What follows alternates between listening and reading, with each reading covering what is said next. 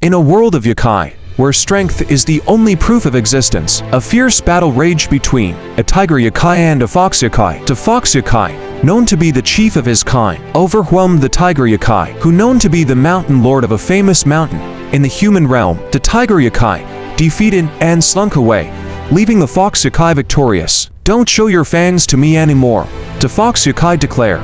"I am the king of the yokai realm." However, becoming king was never his intention. After 500 years of enduring harassment from the tiger yokai and others, this victory thrust him into a position of leadership. Now burdened with the responsibilities of a king, he faced a new challenge, a human Buddhist monk named Dharma. Dharma accused the yokai of causing harm to mankind. The fox king, however, refused to get involved. "Catch the yokai who cause problems yourselves," he stated. "Whether you kill them or spare them is your business." Lowly monk Dharma, enraged, attacked the king with his martial arts. Though strong in the human realm, Dharma was like an ant to the king. With a single, effortless movement, the king knocked him unconscious. "What's the point of killing an ant?" the other yokai questioned. The king spared Dharma and sent him back to the human world. This foolish monk, as the king called him, returned within 2 weeks. Not alone, he brought along his friends and a pupil named Jang Sampong. Together, they attacked the king with a combined force of yin and yang energy. The king realized that sparing them would only lead to their return with more reinforcements.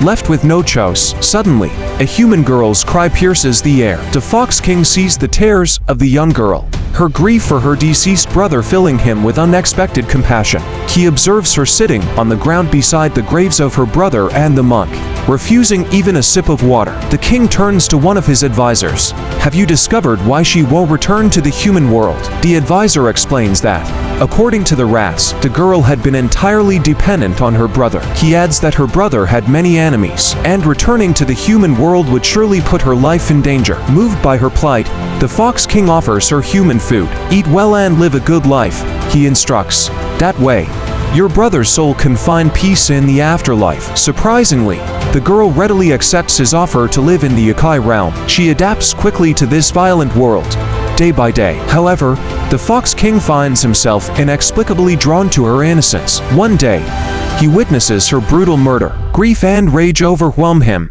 for he has come to love her. He embarks on a merciless hunt, targeting everyone even remotely involved in her death. Blood stains the yokai realm, yet even this massacre fails to bring him solace. His heart remains heavy with resentment, and a profound weariness settles upon him. In the midst of the carnage, a lotus flower blooms amidst the pool of blood. A radiant light emanates, revealing a being of immense power. Tathagata, the guardian of balance and fate. "Would you like to shed your yokai identity and become human?" Tathagata proposes.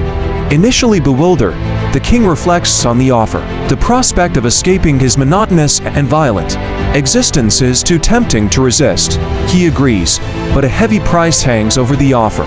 Tathagata explains 1,000 years of penance await him, 1,000 years without succumbing to evil deeds. The king, a being for whom time holds little meaning, readily accepts. His sincere atonement earns him great merit. Finally, Tathagata asks him to relinquish his fox beat, the source of his immense power cultivated over millennia. The king's soul descends to the human realm, possessing the body of a frail, entering the room where the 15-year-old young lord was sleeping, afflicted by an illness that worsened his body despite the good medicines and treatments. The maid, believing even the heavens had forsaken the young lord, she was shocked to find young lord sitting up in bed and promptly fled. The father was then informed of his son's condition. The lord, filled with joy, went to see him. However, in the living room, the fox king realized he had been reincarnated when he woke to the sound of a woman screaming. He looked in the mirror, surprised by his appearance, and wondered why he didn't start as a baby in his reincarnation. At that moment, burst of memories flooded his mind, revealing that the young lord was born as the eldest son of the lord of a vast merchant district called Kaon Hajag, named Ha Yunho. Yuno's name was the same as the yokai fox king's, yet his physical and mental strength were weak. Shocked by his mother's death a year prior, he ceased eating and drinking, eventually succumbing to a chronic illness after collapsing and recuperating, and eventually died. The young lord, now the reincarnated fox king, is determined to overcome his frail condition and explore the mysteries of new life. The fox king, once a powerful ruler in the yokai realm, found himself trapped in the shell of a weak human who had died from illness. This enraged him. His anger towards Tathagata, whoever that may be, burned fiercely. But then, a wave of dizziness hit him, and he collapsed onto the floor. Regaining his senses, the Fox King seethed at his predicament. Yet, a new thought emerged. He was in control of this body now. Through sheer willpower and natural power, he could make it strong again. There was hope. Hunger gnawed at him. He scanned the room, searching for something to eat. Suddenly, the Lord, his new father, entered. Overjoyed to see his son standing on his own 2 feet, the Lord rushed to him, concern etched on his face. He inquired about his son's health. Finally, the Fox Yokai, the king of the Yokai realm, realizing the importance of moving forward, even if it was belated. In a moment of unconscious surrender, the Fox King found himself calling the man father. The Lord, Hajinyu, acknowledged him with a warm yes. He then ordered the nanny to bring food.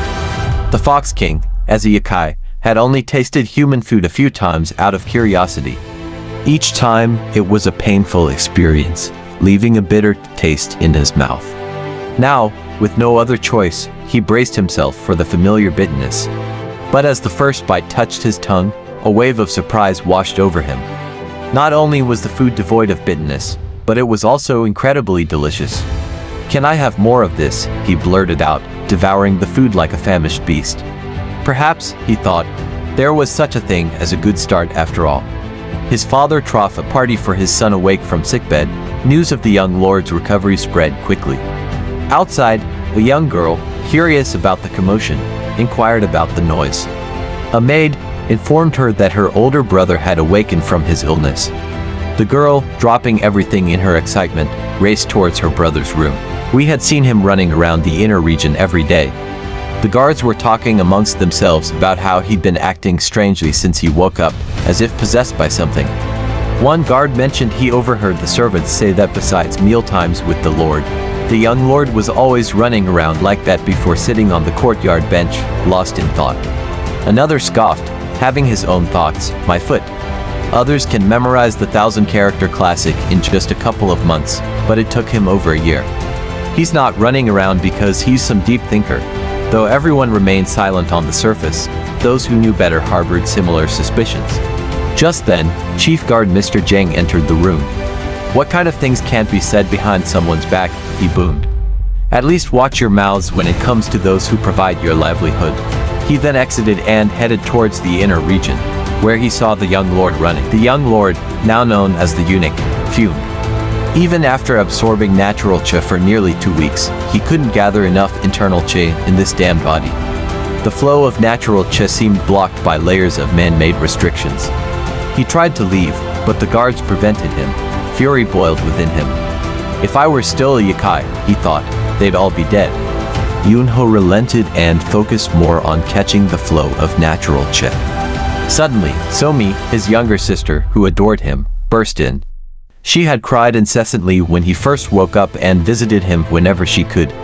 Unfortunately, her presence was one of the factors hindering his chi absorption. Somi offered Yunho snacks and sweets, freshly brought from the marketplace.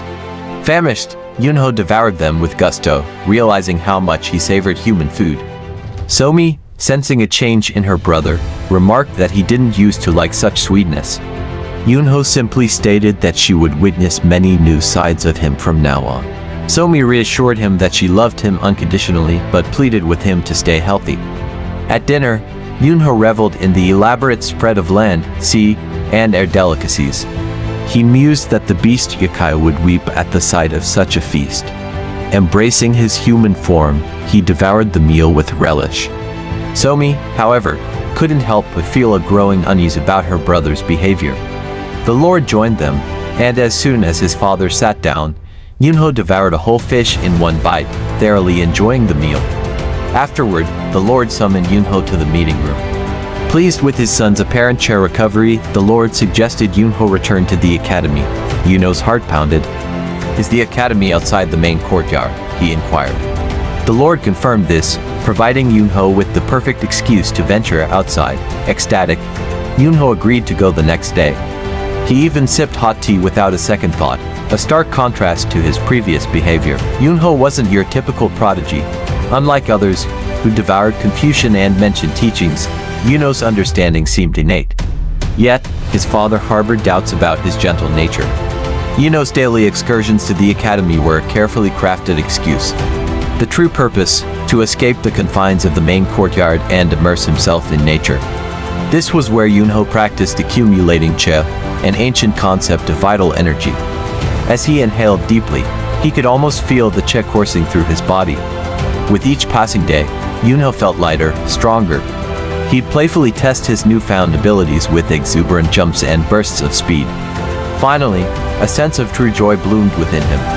Back home, Yunho's father confided in Mr. Jiang, a wise family friend.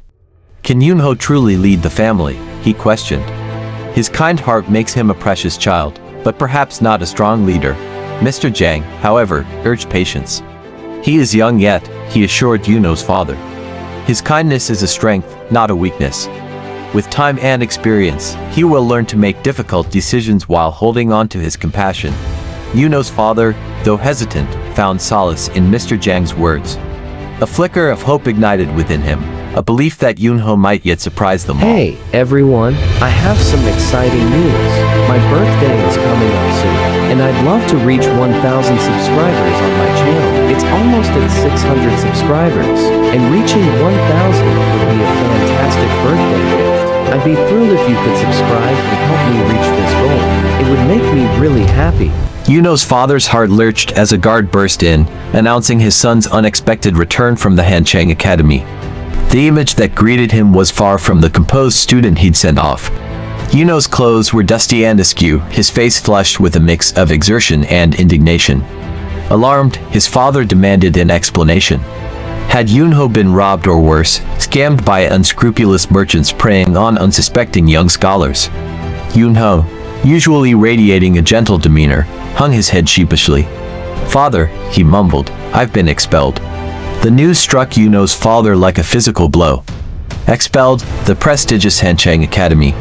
He exchanged a bewildered look with Mr. Jiang, a trusted family friend who was present.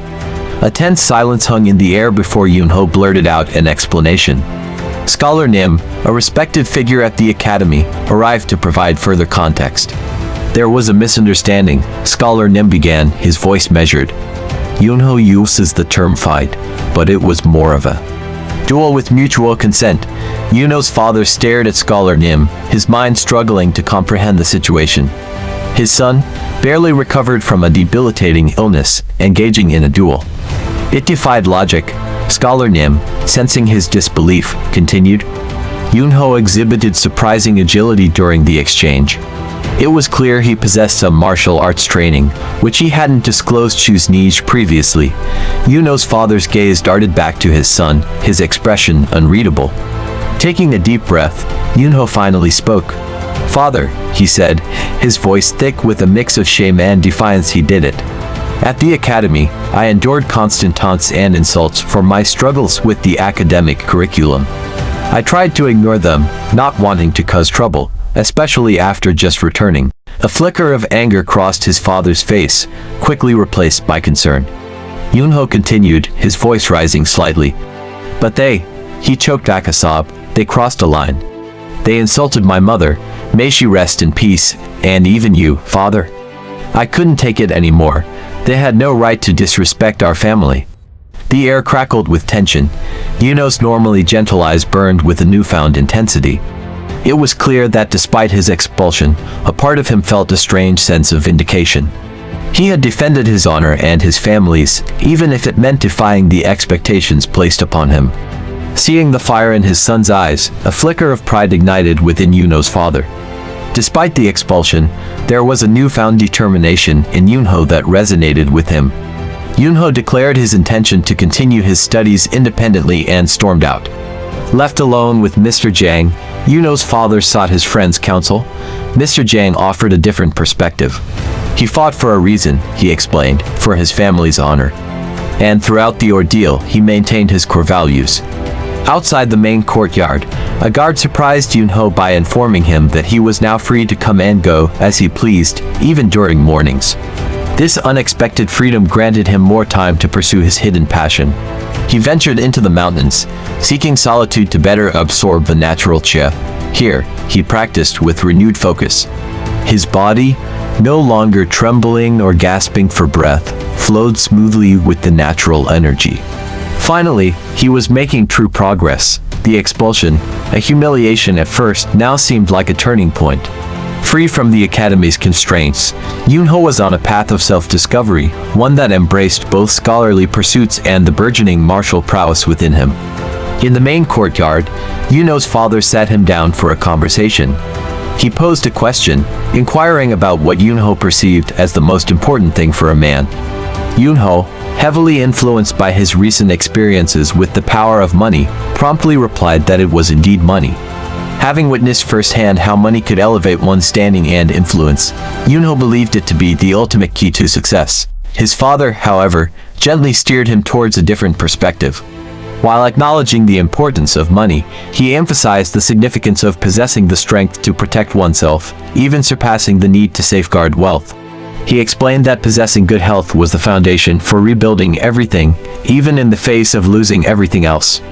Yunho, intrigued by the prospect of learning martial arts, readily agreed to his father's suggestion. Yunho's father then introduced the concept of danshin, a vital point within the body that serves as the core for cultivating chi and martial arts. He meticulously explained that mastering the danshin was an essential prerequisite for effectively practicing martial arts. Yunho, attempting to grasp this new concept, likened the danshin to a fox bead, a fantastical object from folklore. However, his father clarified the key distinction. Unlike a removable fox bead, the danshin was an inseparable part of the body.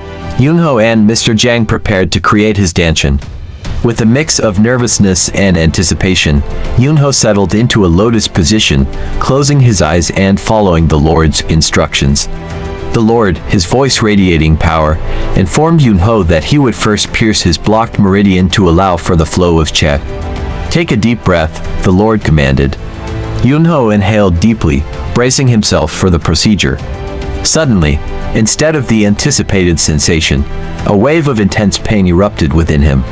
He coughed violently, a spray of blood erupting from his mouth before he crumpled to the ground. Mr. Jiang rushed to his side, his face etched with worrying. The Lord, maintaining his composure, ordered Mr. Jiang to fetch the doctor immediately. The doctor arrived swiftly, his brow furrowing in concern as he examined Yunho. After a thorough examination, the doctor straightened up, a hint of bewilderment in his voice. "There are no signs of external injuries. In fact, he's in remarkably good health." Yunho's father, Lord Jiang, scoffed. "Good health?" He coughed up blood and fainted. "Explain that." The doctor cleared his throat. "Lord Jiang, this might be a rare side effect. It appears a large amount of internal chi has gathered in his danshin at once." Lord Jiang's eyes widened. "Internal chi? But that's impossible. Yunho has never even practiced cultivation techniques, let alone with a non-existent danshin." The doctor nodded. "Indeed, that is the peculiarity. The energy seems to have accumulated throughout his body's veins, bypassing the danshin. However, the amount is unlike anything I've ever encountered. He possesses an enormous amount of internal chi, and his yin and yang meridians seem to be in perfect harmony." This revelation sent a jolt through both Lord Jiang and Mr. Jiang. The doctor, sensing their astonishment, gestured towards Yunho. "Feel for yourself, Lord Jiang. The concentration of chi in his danshin is unlike anything I've seen." Lord Jiang hesitantly placed his hand over Yunho's danshin. A gasp escaped his lips as he felt a surge of energy unlike anything he had ever experienced. It was far denser and purer than his own chi, cultivated over for decades. It pulsed with an intensity that spoke of 120 years of accumulated power. Just then, an old man with a weathered face and knowing eyes appeared at the main gate. "Yunho," he boomed, his voice surprisingly strong for his aged appearance. "You've grown considerably since I last saw you." Yunho's eyes fluttered open, coming to rest on an unfamiliar scene. Disoriented, he tried to recall what had happened.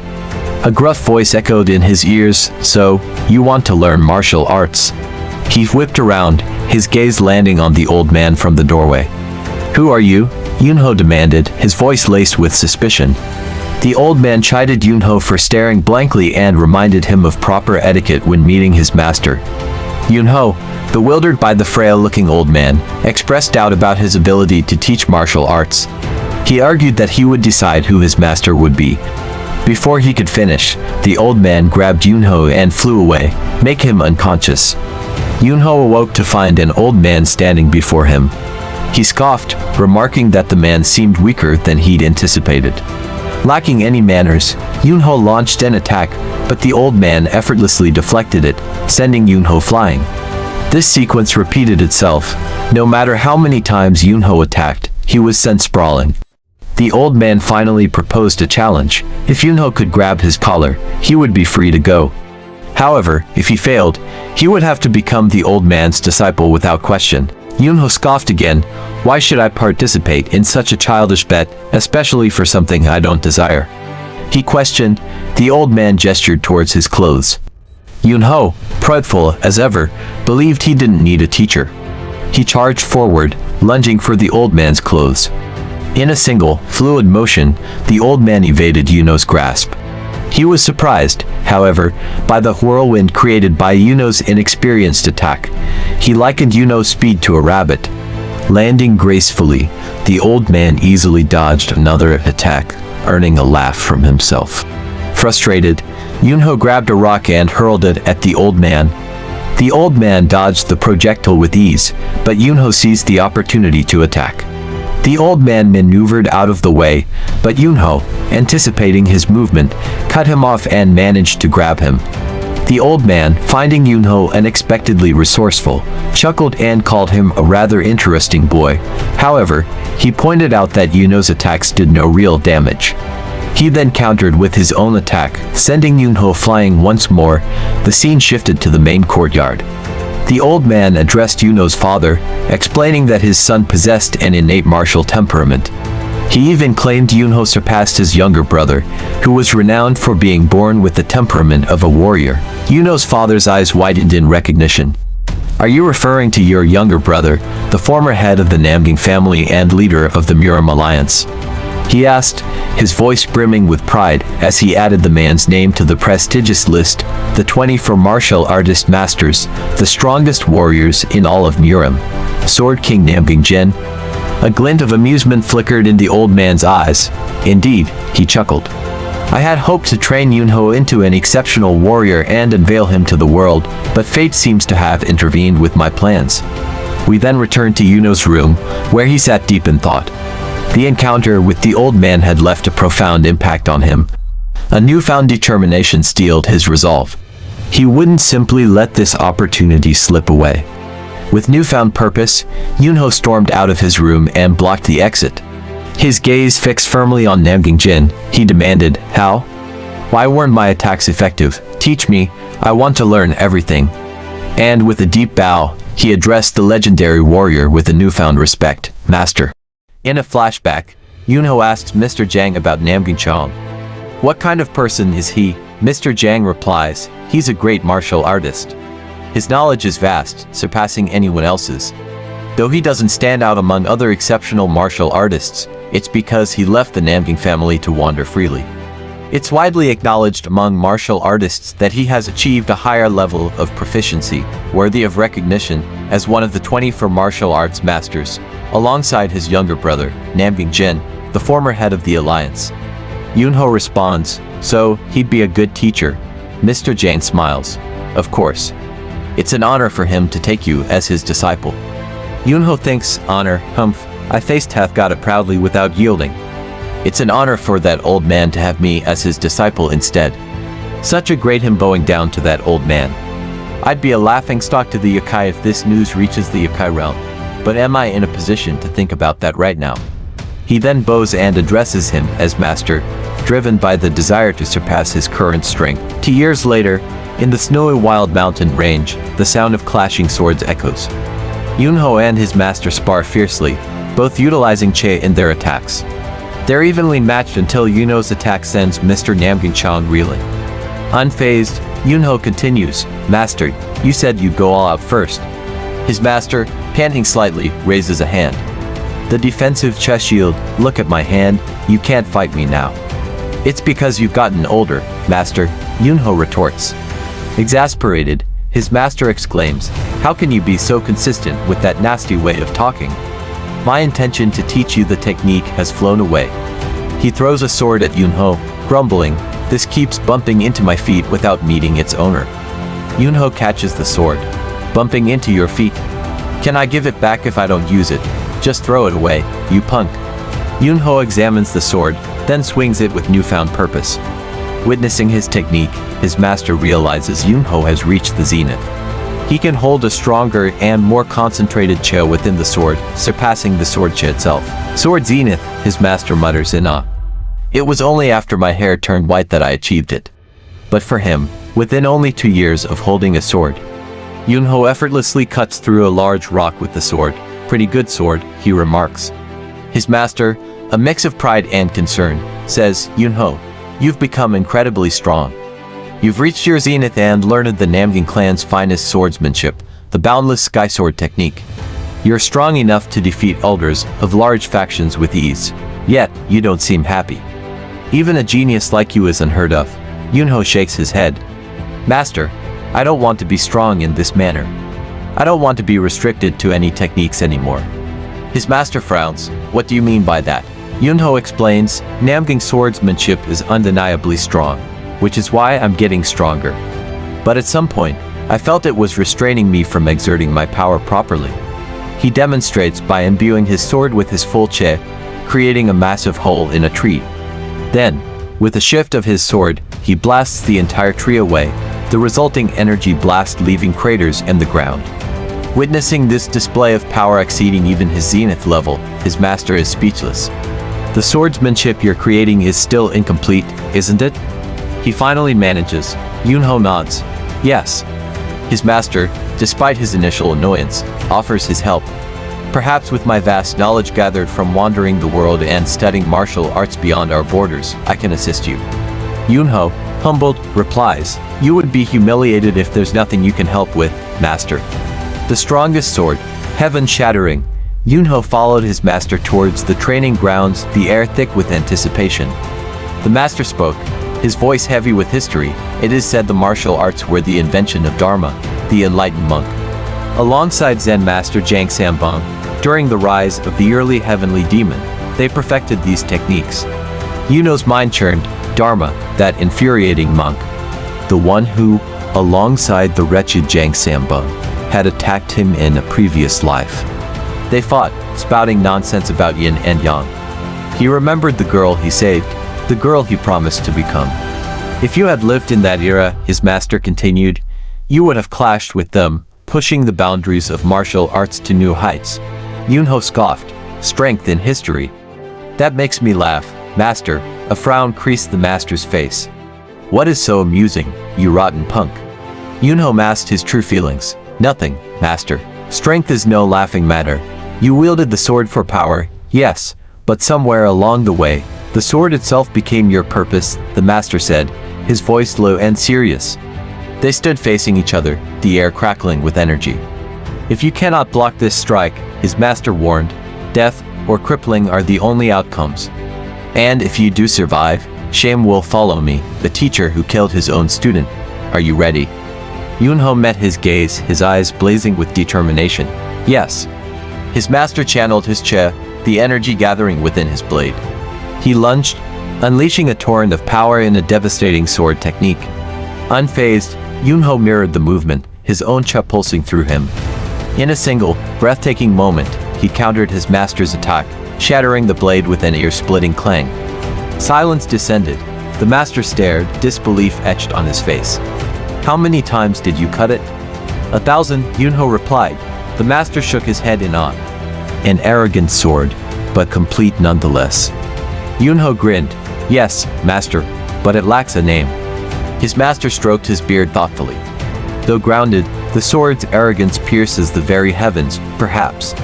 The heaven-shattering sword. Does that sound too grand? Yunho smiled, nodding his agreement. 5 years later, Yunho stood before his master, the weight of the completed heaven-shattering sword, the strongest sword in history, heavy in his hand. He had returned home. His father greeted him, a hint of worrying in his voice. "Yunho, good to see you. Go pick Somi up from school." Yunho raised an eyebrow. "Isn't it Mr. Zhang's turn? The chamberlain has fallen ill," his father explained. Mr. Jiang mother's condition worsened, and he requested you cover for him for a few days. Yunho sighed. Send some martial artists and a servant along. I need to train and eat, his father's voice hardened. Yunho, you are the strongest and most free man in Kaonhyang. Go when I tell you to. Yunho gritted his teeth, a flicker of frustration crossing his face. Yes, father. As he left, a strange feeling washed over him. When did he become so obedient? When did Somi become someone he cared for? Was this the real Ha Yunho? He arrived at the academy and waited outside for Somi. A luxurious carriage pulled up, blocking his view. An arrogant voice called out, "What are you looking at?" Yunho smirked, a dangerous glint in his eyes. He ignored the man's question, focusing instead on the carriage's emblem, a golden engraving of a chapter rising from a cloud pattern. Recognition dawned, a symbol of one of the most prestigious families in Kaonhyang. Whose carriage is this, again? Yunho asked, his voice dripping with sarcasm. The man, finally realizing who he was dealing with, Somi spotted her brother Yunho from afar and ran towards him, her excitement bubbling over. "He came to pick me up," she exclaimed, jumping over Yunho in a joyous greeting. Yunho chuckled. "Somi, you're 16 now. Must you still run like a little child?" Somi's cheeks flushed. "But I just like seeing you," she mumbled shyly, perhaps hinting at a deeper affection. Yunho, oblivious to her hidden feelings, simply smiled. He thought she looked remarkably like their late mother, and her recent weight loss accentuated her beauty. "On our way back, let's stop by the market for some snacks," Somi suggested, grabbing his arm. Meanwhile, a nearby group of men were discussing the imposing figure entering the tea house. "Do you know who that is?" one man whispered, his eyes wide with recognition. "That's Yunho, the young lord of Kaonhyang," his friend replied. "Can't you tell by his aura?" The scene shifted to the tea house, where Yunho and Somi found their father seated at a table. A somber mood hung in the air. "What happened, father?" Somi asked, her voice laced with concern. Their father revealed the news of Yunho's master's passing just 2 days prior. The revelation cast a shadow over their reunion, leaving both Yunho and Somi contemplative. As they rode in a carriage, Yunho reminisced about his final moments with his master. His master had expressed a desire for Yunho to live a normal life, a sentiment that echoed in Yunho's own heart. Their journey eventually led them to the Namgang family estate, where they were greeted by a throng of men, the protectors of Kaonhyang. The Namgang clan leader approached, his demeanor suggesting a hint of trepidation towards Yunho's father's wealth and power. Introductions were made, and Somi politely bowed to the leader. The leader acknowledged Yunho, mentioning he had heard about Yunho's martial arts training under his uncle. Yunho downplayed his skills, claiming to have only learned a bit of the Namgang family's martial arts. This revelation sent shockwaves through the assembled Namgang clan members. How could an outsider be privy to their family's secret techniques? The leader, however, quelled the uproar before it could escalate, maintaining order and respect for their guests.